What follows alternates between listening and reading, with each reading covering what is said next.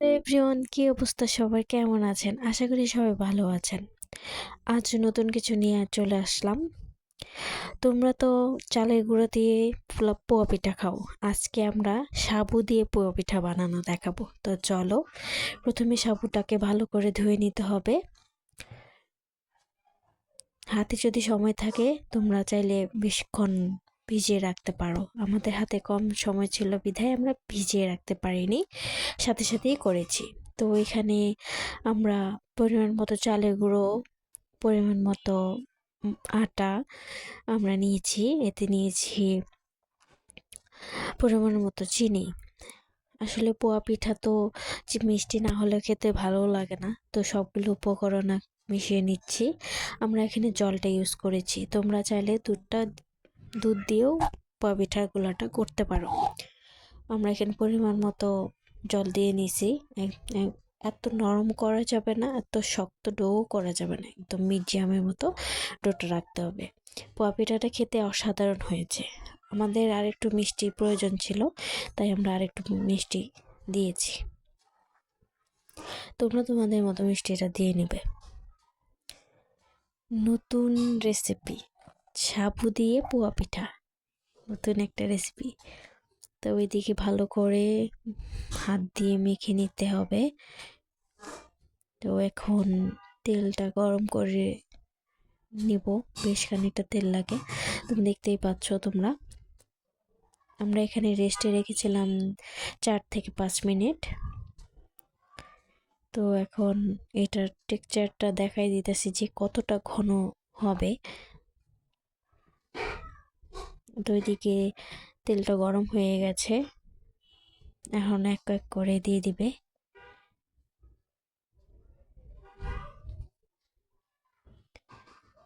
দেখো কি সুন্দর করে ফুলে উঠতেছে, একদম খেতে অসাধারণ হয়েছে।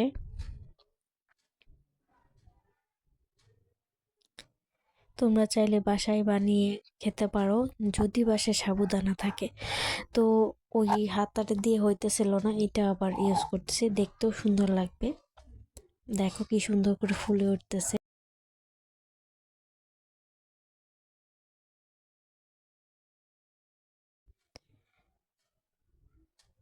এই তো শীতের পোয়া পিঠা তৈরি। শীত তো চলে এসছে, শীত চলেও যাইতেছে। তো পিঠা না খেলে কি হয়, এর জন্য মা আর কি পিঠা বানায় খাওয়াই আমাদের। খেতে অসাধারণ হয়েছে, দেখো কি সুন্দরভাবে ফুলে উঠেছে পোয়া পিঠাগুলো।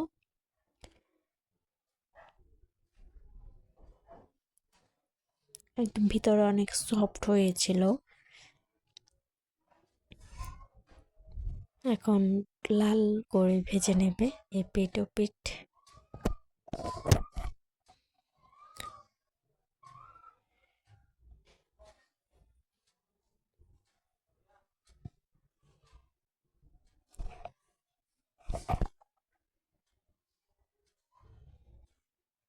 এই তো আরেকটা কি সুন্দর ফুল উঠেছে, দেখো।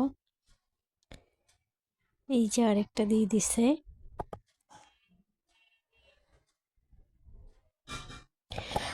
আসলে মনোযোগ দিয়ে কোনো কিছু বানালে, কোনো কিছু করলে সেই জিনিসটা ভালো হবেই। তোমাদের বাসায় যদি সাবুদানা না থাকে, তোমরা যেমন পারো ওরকম ভাবে বানালেও চলবে। তো এই তো ফাইনাল লুকটা দেখো, কত সুন্দর পিঠা।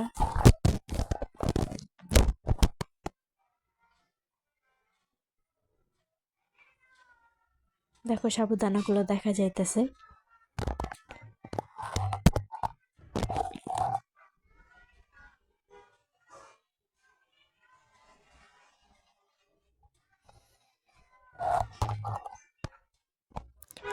তো এই ছিল আজকের রেসিপি।